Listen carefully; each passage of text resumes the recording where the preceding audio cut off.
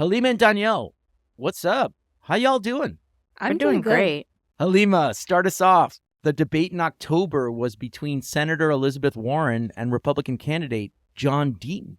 Yes, and we had a chance to ask each of them questions about Latino businesses in Springfield and what they do to support them. And Donyel, what did Senator Warren tell us? She said that she had already earmarked about $500,000 to assist Springfield's Latino Economic Development Corporation to work with new Latino businesses. So, for example, restaurant wants to get started, but there's a lot of startup costs and inspection fees. Who's got that kind of money?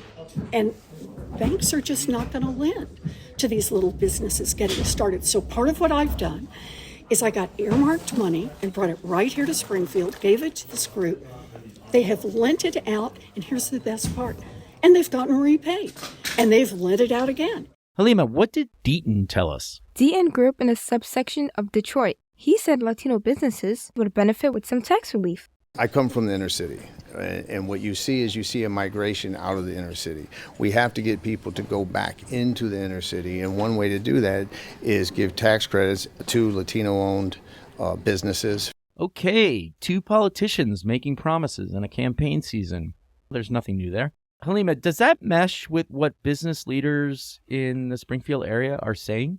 After the debate, we did connect with Andrew Melendez, founder of the Latino Economic Development Corporation, the organization Senator Warren referenced in her answer.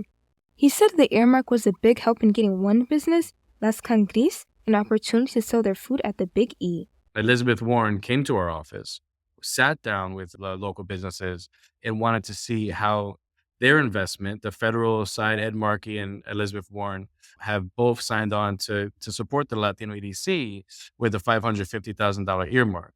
Markey is Massachusetts' other senator. Donyel, what did Melendez say about Deaton's thoughts on tax credits? Melendez thinks tax credits are a good idea, but there's a catch. You know, I think the candidate for Senate is onto something. And one thing that I would kind of encourage him is to know that to get a tax credit, you have to have the cash to begin with. And that's part of the issue, right, Halima? The lack of capital for Latino businesses? Yes, it's the point Xiomara de Novato of the Economic Development Council of Western Massachusetts in Springfield told us. De Novato says Latino businesses need one important thing, money.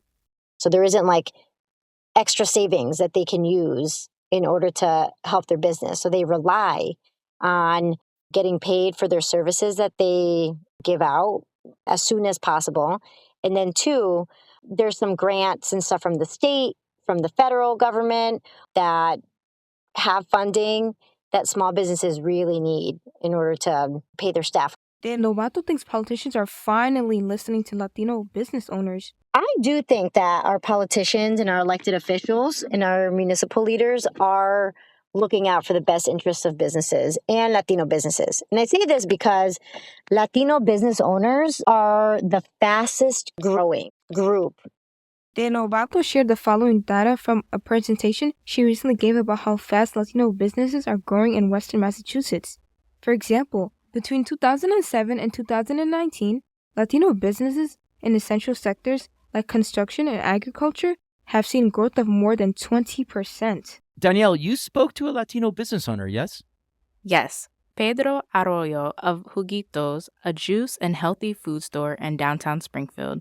He opened up about the problems he's facing. We try to go get a traditional loan from the bank. It's almost impossible. I'm going on 4 years, and we're constantly getting turned down. Arroyo is also worried about predatory loans. The only thing that gets offered to us, it's these things called merchant cash advances, and those things are horrible. Like I don't even know how those things are legal. They're predatory. Still, with all the challenges, Arroyo believes in his community. There's so much more that we could do as a community. Honestly, that whole idea was just like, you got the Black community, the Hispanic community, and all that. I look past that. I think ultimately, just minorities, we're a community. As there's white minorities, there's Asian, just people that live in this community. No matter what race you are, we all should be working together and helping each other out. And that's what it should be. As with politics and businesses, there are promises, there's reality. and there is hope. For the Latino Election Project from NEPM News and the Latino Newsletter, I'm Julio Ricardo Varela. I'm Halima Mohamed. And I'm Donyel Le'Noir Felton.